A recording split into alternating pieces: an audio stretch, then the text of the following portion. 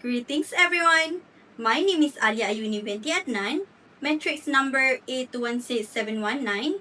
For my read aloud video assignment for LMCR2282, Building Confidence Through Storytelling, I have chosen to tell a story called The Happy Prince, told from the perspective of the swallow. Greetings everyone! My name is Swallow. Before I begin, let me ask you something. Have you ever helped someone even when it meant giving up something important to you? Well, this is the story of how I met a prince who taught me the true meaning of kindness. One autumn evening, I arrived in a beautiful city. I was on my way to Egypt when I spotted a magnificent statue standing high above the city. His body was covered with gold, his eyes sparkled like sapphires, and a large ruby shone on his sword. I landed between his feet and said happily, "Ah! I have a golden bedroom!" Just as I was about to sleep, a drop of water landed on me. Then another, and another. I looked up and said, "That's odd. There isn't a single cloud in the sky." When I looked closer, I realized the statue was crying. I asked, "Who are you?" Then the statue replied, "I am the happy prince." I was puzzled. "Then why are you crying?" The prince looked over the city and said, "When I was alive, I never knew sadness, but now standing here and see the suffering of my people every day." Then he showed me a poor woman caring for her sick child. "Little swallow, please take the ruby from my sword and give it to them." At first, I wanted to continue my journey. My friends are waiting for me in Egypt. But when I saw his tears, I could not refuse. So I carried the ruby to the poor family. When I returned, I felt something I had never felt before. Helping people, helping someone made me happier than thinking about myself. The next day, I was preparing to leave when the prince called me again.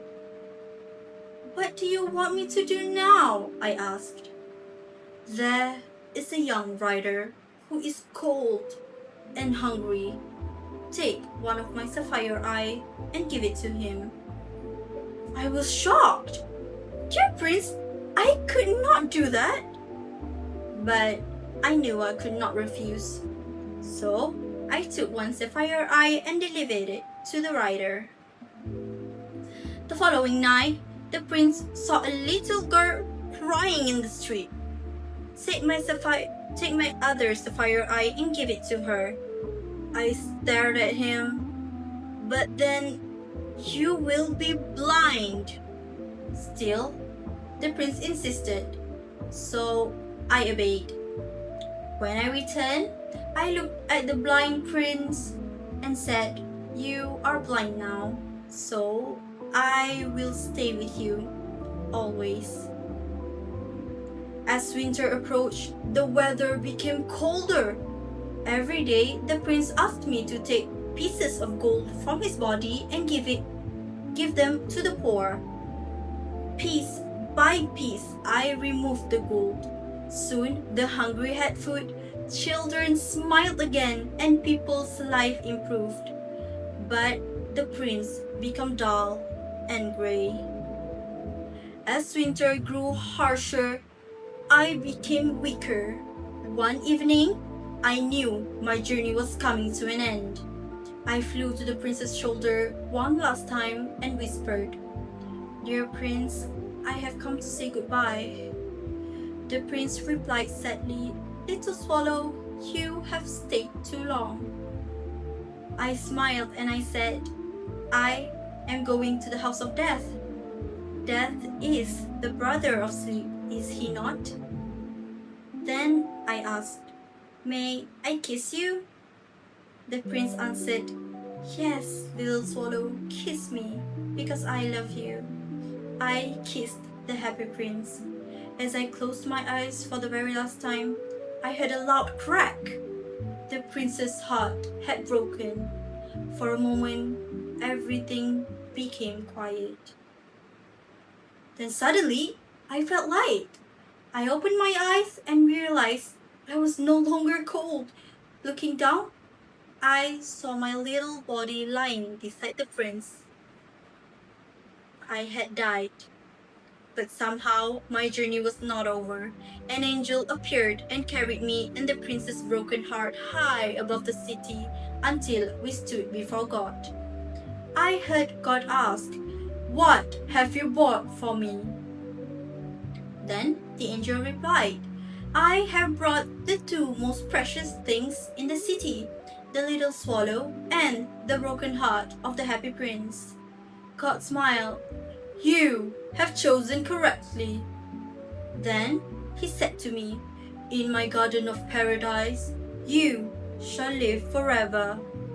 And to the prince, "In my city of gold, you shall live forever." At that time, I looked at the prince for the very first time. He was no longer sad. We had lost our ruby, we had lost our sapphire, we had lost our gold, but we had gained something much more precious. And in that very moment, I understood something. True happiness is not found in gold, jewels, or riches. True happiness comes from giving what we have to help others. That is all from me. Thank you.